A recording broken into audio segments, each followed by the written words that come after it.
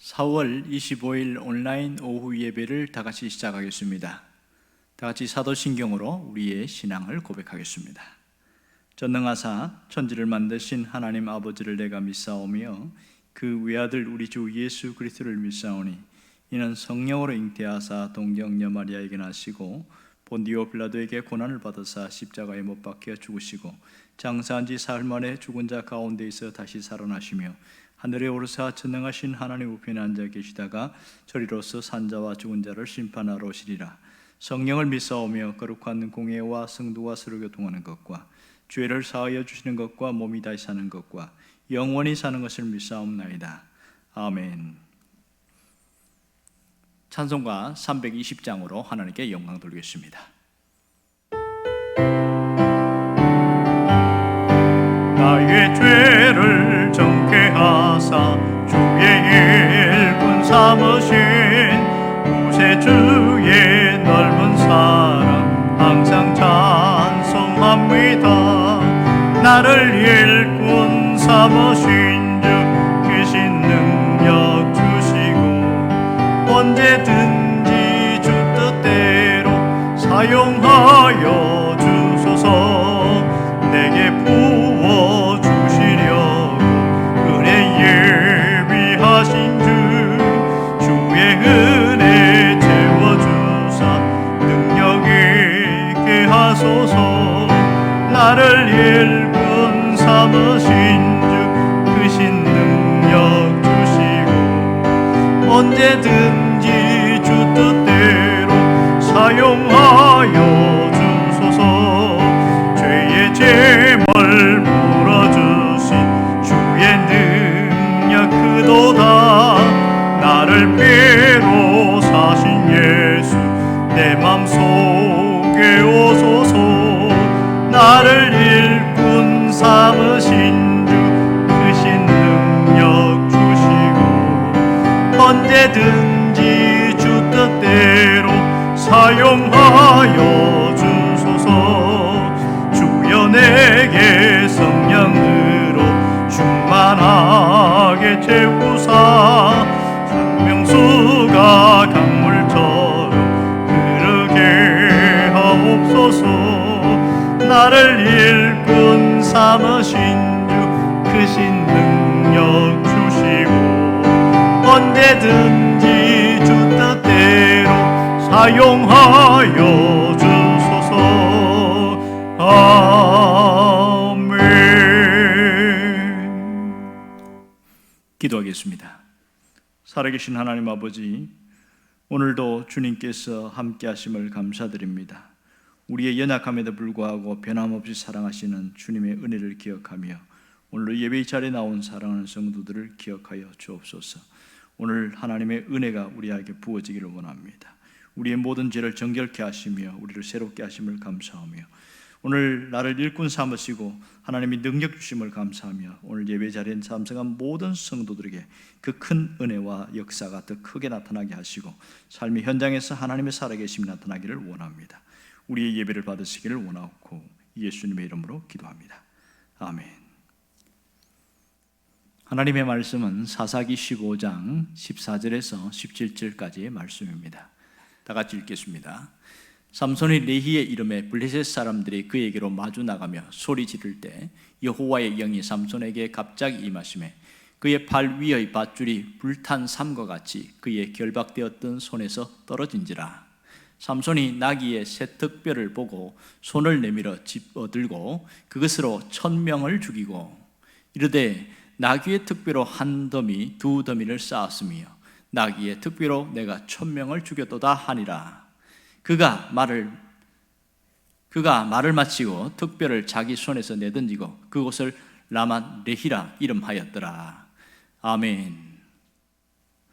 어떤 두 명의 바보가 있었습니다. 한 명의 바보가 태양을 향하여 손가락으로 가르치면서 저게 뭐야? 이렇게 이야기했더니 옆에 있는 바보가 이렇게 말합니다. 손가락이네. 그렇게 이야기하는 겁니다. 이 말은 질문의 의도를 모를 때에 엉뚱한 대답이 돌아온다, 그런 얘기가 되겠지요. 우리는 지금 삼손의 이야기를 함께 보고 있습니다. 삼손이라는 본래 이름의 뜻은 태양의 사람 이런 뜻입니다. 태양을 가르치는 손가락, 그런 표현을 할 수 있겠지요. 오늘 우리가 삼손의 이야기를 통하여 보이지 않는 하나님을 볼 수 있어야 됩니다. 눈에 보이는 괴력의 사나이 삼손보다 삼손의 성공, 삼손의 실패, 그와 함께 하시는 하나님을 볼 수 있어야 성경을 잘 본다고 할 수 있습니다. 오늘 우리의 실패를 통해서 하나님을 볼 수 있어야 됩니다. 우리의 나약함과 우리의 무너짐 가운데서도 하나님이 일하시는 하나님을 볼 수 있으면 오늘 성경을 아주 잘 보았다고 할 수 있습니다. 지난 시간까지 이야기를 보면 삼손이 실패한 이야기가 나옵니다. 그가 제일 먼저 하나님 앞에 쓰임받을 때는 딥나로 가서 위장 결혼 작전하는 일이었습니다. 성경은 이것이 하나님에게서 나온 것이다 그렇게 얘기를 합니다.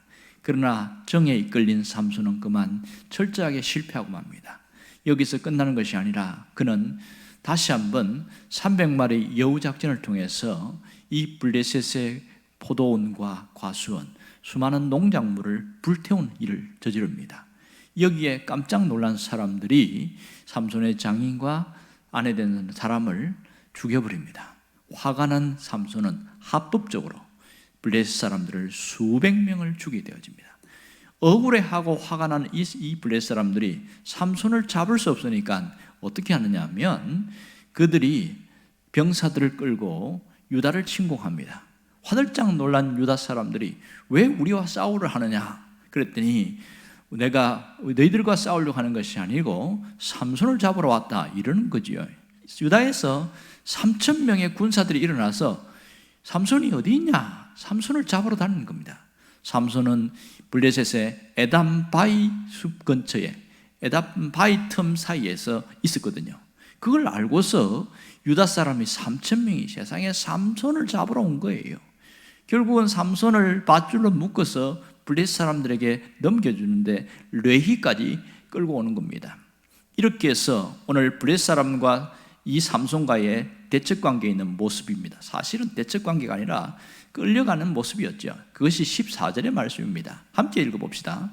삼손 레히의 이름에 블레셋 사람들이 그에게로 마주 나가며 소리 지를 때에 여호와의 영이 삼손에게 갑자기 임하시매 그의 팔 위에 밧줄이 불탄 산과 같이 그의 결박되었던 손에서 떨어진지라. 이렇게 생각지도 못한 일들이 일어났습니다. 그러면 블레셋 사람들이 삼손을 잡으러 왔을 때 몇 명이나 데리고 왔을까요? 15절에 보니까 세상에 1,000명이 왔다는 겁니다.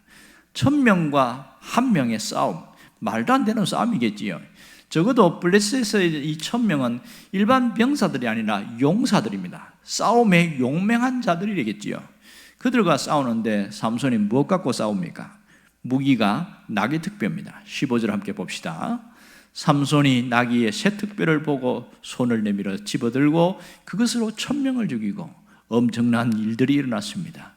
삼손이 왜 나귀 특뼈로 싸웠을까? 이것이 우리의 의문점입니다. 여러분 생각해 보세요. 삼손이 블레셋 사람과 싸울 때 한두 명은 손으로도 해치울 수 있잖아요. 그러면 블레셋 사람들이 칼이나 창을 들고 왔기 때문에 그들의 무기를 빼앗아서 휘두르면 더 쉽게 죽일 수 있습니다. 그런데 삼손이 그렇게 하지 않고 옆에 있는 나귀 특뼈를 붙들고 그걸 갖고 싸우고 있는 겁니다. 이상한 일이지요. 왜 그랬을까? 이런 생각이 듭니다. 나귀 특뼈는 초식 동물인데 나귀는 초식 동물이잖아요. 그러니까 나귀 특뼈가 모양이 그렇게 큰 것도 아니고 지름이 한 25cm 되고 약 한 400g 정도 되는 그런 무게가 나갑니다. 아주 가볍습니다. 치면 박살 날 수도 있어요. 이것으로 1,000명을 죽였다는 것이 거의 상상이 되지 않습니다. 나귀 특뼈 하나 들고 블레셋과 싸우는 사람, 이 삼손의 모습을 한번 상상해 보세요. 자, 그러면 굳이 삼손이 이 나귀 특뼈를 갖고 싸운 이유가 무엇입니까? 이것이 의미하는 게 무엇입니까? 그것은 블레셋에 대한 수치심과 조롱을 위한 것입니다. 너희들은 나귀 특뼈 하나로도 능히 이길 수 있는 존재들이다. 그들에게 수치심을 주기 위해서 나귀 특뼈를 사용한 겁니다. 이 나귀 특뼈로 1,000명을 이길 수 있는 비결은 오늘 14절에서 이렇게 말합니다. 여호와의 영이 갑자기 임하시매 여호와의 영이 임했기 때문이라고 말하고 있습니다. 여러분, 여호와의 영이 임했다는 것이 무슨 말입니까? 그에게 하나님의 능력이 임했다는 것이고 그와 하나님이 함께 하셨다는 것을 말하고 있습니다. 그러니까 나귀특별 그 자체는 강한 무기가 될 수가 없습니다. 하나님의 능력을 보여주기 위한 특별한 하나님의 도구가 나귀특별입니다. 삼손이 강력하거나 무기가 강력해서 이긴 것이 아니라 하나님이 개입하셨기 때문에 이길 수 있다는 사실을 오늘 우리가 분명히 깨달아야 됩니다. 이 나귀특별은 하나의 상징적인 도구일 뿐입니다. 오늘 이것을 분명히 깨달아야 됩니다. 결국 하나님의 영이 임했을 때에 어떤 결과가 나타났습니까? 그 튼튼한 밧줄이 불탄 재처럼 툭 끊어지는 그런 일이 생겼습니다. 그리고 이 나귀특별, 하찮은 것 같은 것이 강력한 무기가 되었다는 겁니다. 하나님의 영이 임한 곳에 하나님의 능력도 나타납니다. 결국 하나님의 영이 임한 이 삼손은 이스라엘의 사사로 인정을 받았습니다. 블레셋 사람들은 두려움과 공포의 대상이었지만 유다 사람들에게는 평안하고 안정된 삶을 살 수 있게 됐습니다. 그가 20년 동안 사사로 활동하였다. 성경은 그렇게 이야기합니다. 오늘 우리에게 주시는 하나님의 메시지가 무엇일까요? 그것은 삼손을 보라는 겁니다. 삼손의 인생의 고비고비마다 그의 인생의 순간순간마다 하나님이 함께 하시고 하나님이 개입하시는 그 모습을 바라보라는 겁니다. 하나님이 삼손의 인생의 틈을 비집고 개입하시는 그 모습을 우리가 분명히 볼 수 있어야 됩니다. 오늘 우리도 하나님의 영이 임하면 됩니다. 하나님의 영이 임한 자는 하나님께 쓰임받을 수 있고 하나님의 영이 임한 자는 하나님이 능력을 주신다는 사실입니다. 나귀특별처럼 하찮은 것도 강력한 무기가 되어서 일할 수 있습니다. 내가 가진 것이 비록 하찮게 보일지라도 하나님의 영이 임하면 강력한 무기가 될 수 있습니다. 내가 가진 것이 문제가 아니라 하나님의 능력 없이 사는 것이 문제입니다. 반대로 내가 갖고 있는 것에 하나님의 능력이 임하면 된다는 것을 잊지 않기를 바랍니다. 여러분은 어떻게 살고 있습니까? 무엇을 생각하고 무엇을 바라보고 있습니까? 우리는 눈에 보이는 것을 바라보고 눈앞에 있는 것을 생각합니다. 특별히 내가 가지지 못한 것을 생각할 때가 많고 남들이 가진 것을 바라보면서 살 때가 많습니다. 그래서 늘 우리는 비교의식에 시달리게 되어집니다. 비슷한 사람끼리 사는데 저 사람은 왜 뭐가 잘났다고 나보다 많은 것을 가졌을까? 나보다 더 나은 것을 가졌을까? 이런 것에 비교의식 때문에 위축되고 좌절감과 주눅들고 이런 경우가 얼마나 많은지 모릅니다. 이렇게 살면 삶이 평안하지가 않습니다. 늘 이런 삶 속에서는 시달림이 있을 수밖에 없는 거예요. 때로는 내가 가질 수 없는 게 있단 말입니다. 가지는 것에는 한계가 있어요. 우리가 인생이 불행해지는 것은 가진 것 바라보지 않고 없는 것 바라보기 때문에 그렇습니다. 우리가 신앙인으로서 어떻게 살아야 됩니까? 내가 가진 것을 바라봐야 됩니다. 하나님은 내게 없는 것 바라보지 말고 내게 있는 것 바라보기를 원하십니다. 내게 없는 것으로 주눅드는 인생이 아니라 내가 있는 것, 내가 가진 것으로 그걸 소중히 여기며 살아가는 당당한 인생이 되기를 원한다는 사실입니다. 하나님은 정말 우리를 쓰시기를 원하십니다. 어떤 사람을 하나님이 쓰십니까? 하나님은 없는 것 때문에 아등바등하며 사는 사람이 아니라 내게 있는 것 가지고 살아가는 그 사람을 사용하시는 겁니다.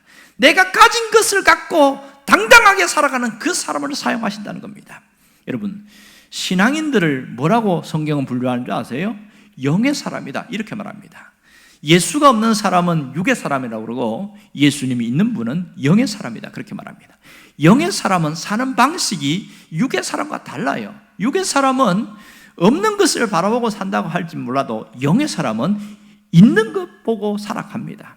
오늘 우리에게 하나님이 놀라운 역사를 주신 것은 뭐냐면 믿음의 사람은 영의 사람으로 살고 영으로 사는 사람입니다. 그래서 가진 것을 보는 사람입니다. 하나님은 우리를 부르신 이후에 직분을 주셨습니다. 무슨 직분을 주셨습니까? 성도의 직분을 주셨고 집사의 직분과 권사의 직분 이렇게 저마다 직분을 주셨어요. 그 직분과 함께 하나님 뭘 주신지 아세요? 능력도 주셨다는 사실입니다. 그런데 우리는 나는 그런 능력이 없다고 생각하는 겁니다. 하나님이 능력 주셨음에도 불구하고 그것을 인지하지 못하거나 믿지 못하거나 그것을 확신하지 못해서 나타나는 결과가 되겠지요. 여러분, 분명한 것은 하나님이 나를 쓰시려고 할 때는 반드시 하나님이 능력도 주신다는 사실입니다. 그 증거가 무엇입니까? 성령님이 우리와 함께 한다는 사실입니다. 성령의 임재가 있다는 사실입니다. 삼손에게 여호와의 영이 임했을 때에 하나님의 능력이 나타난 것처럼 우리에게도 성령과 함께 살아갈 때에, 성령과 함께 일할 때에 여호와의 능력이 나타납니다. 다윗과 골리앗 이야기를 여러분 아시지요? 이 골리앗을 싸우러 나가는 다윗의 모습을 보십시오. 그가 무슨 무기를 갖고 갔습니까? 큰 칼을 갖고 가지 않았습니다. 그는 작은 조약돌, 그러니까 물맷돌을 갖고 전쟁하러 갔습니다. 결과는 우리가 너무나 잘 알고 있습니다. 그 물맷돌로 골리앗을 쓰러뜨려 넘었습니다. 그런 때 우리는 야, 다윗이 대단하네 이런 생각을 합니다. 여러분, 다윗이 대단하신 겁니까? 아니면 다윗과 함께한 하나님이 대단한 겁니까? 하나님이지요. 다윗이 골리앗과 싸울 때 뭐라고 이야기합니까? 너는 칼과 단창으로 나한테 오는지 모르지만 나는 만군의 여호와의 이름으로 너에게 나간다. 이것이 다윗의 신앙 고백이었습니다. 그는 조약돌로 이긴다고 생각하지 않았습니다. 하나님과 함께 싸우기 때문에 이겼다고 그는 그렇게 믿었습니다. 정말로 하나님과 함께 싸운 다윗은 능히 이겼습니다. 조약돌은 하나님과 함께 했다는 상징적인 도구에 불과합니다. 오늘 하나님은 우리를 쓰기를 원하십니다. 그래서 하나님이 어떻게 하는지 아세요? 우리의 삶에, 우리의 인생에 그 틈을 삐집고 들어와서 내 삶 속에 개입하신다는 사실입니다. 나와 함께 하신다는 사실입니다. 이것을 깨달아야 돼요. 틈을 타고 일하시는 하나님을 봐야 됩니다. 우리가 구할 것은 바로 이겁니다. 오늘 내 삶의 틈 속에 오셔서 함께 하시고 역사하시는 하나님을 보아야 되고 그 하나님의 은혜를 구할 수 있어야 됩니다. 그럴 때에 우리는 다윗처럼 쓰임받을 수 있습니다.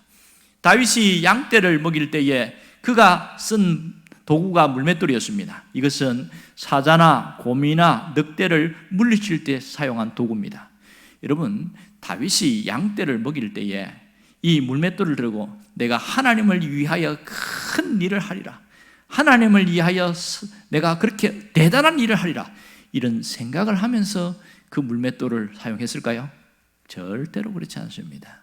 그는 오늘 내게 주어진 그 일에, 이 일을 위해서 이 물맷돌을 갈고 닦고 싸우고 이겨냈던 겁니다. 그러나 하나님은 다윗의 일상 속에 그 틈을 비집고 들어오셔서 하나님이 그때도 함께 하셨고, 그리고 위기의 때에 골리앗과 싸울 때에 하나님이 함께 하셨습니다.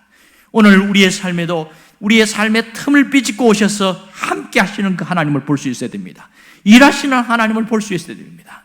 그러면 오늘 우리가 무엇을 해야 그것을 깨달을 수 있냐는 겁니다. 내 손으로 할 수 있는 그것을 하게 될 때에 하나님의 역사가 있습니다. 내 손에 들려진 게 무엇입니까? 비록 낙의 특별 같은 것이라 할지라도 그것을 가지고 묵묵히 잘 감당할 때에 하나님의 역사를 보게 되어집니다. 하나님께 쓰임받는 자는 반드시 하나님이 함께 하십니다. 하나님이 보호하십니다. 하나님이 책임져 주십니다. 삼손이 그가 20년 동안 사사로 있던 것처럼 하나님이 우리의 인생에도 20년의 축복으로 부어주신다는 사실입니다. 그러므로 내가 하나님의 사람으로 살고 하나님과 함께 하려고 할 때에 하나님의 놀라운 역사가 일어난다는 것을 잊지 않기를 주의 이름으로 축원합니다. 기도하겠습니다. 살아계신 하나님 아버지, 우리 가운데 역사하심을 감사합니다. 오늘도 주께서 일하심을 믿습니다. 다윗과 함께 하신 하나님, 삼손과 함께 하신 하나님, 오늘도 우리와 함께 하신 하나님인 줄 믿습니다. 놀라운 하나님의 역사가 우리 삶에 나타나기를 원합니다. 내 인생의 틈을 비집고 오셔서 일하시는 하나님과 오늘도 하루를 살아갈 수 있게 하시옵소서.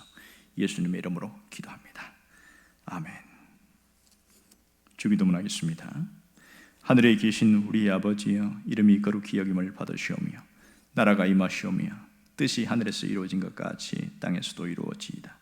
오늘 우리에게 일용할 양식을 주시옵고 우리가 우리에게 죄 지은 자를 사하여 준 것 같이 우리 죄를 사하여 주시옵고 우리를 시험에 들게 하지 마시옵고 다만 악에서 구하시옵소서. 나라와 권세와 영광이 아버지께 영원히 있사옵나이다. 아멘.